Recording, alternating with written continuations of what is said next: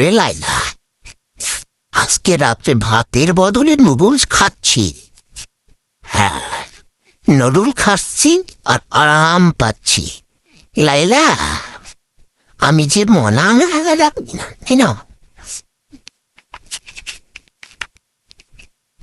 খুবই টেস্টি হয়েছে নুডলস, কিন্তু এর ভিতরে নতুন একটা জিনিস অ্যাড করেছি, সেটা হচ্ছে ফুলকপি। হ্যাঁ, নুডলসের ভিতরে ফুলকপি, আর এই ফুলকপি দেওয়ার কারণেই নুডলসের স্বাদ একেবারে নষ্ট হয়ে গেছে রে লাইলা।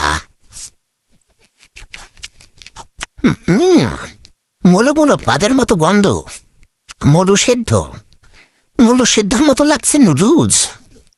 হ্যাঁ, আজকে থেকে বয়কট করে দিলাম, আজ থেকে বয়কট করে দিলাম ফুলকপি। ফুলকপি দিয়ে নুডলস রান্না করা। ওই শালার বজ্জাত কেকার কাছ থেকে শেখা। সব মেলায় ভালো লেগেছে, খারাপ লাগছে না।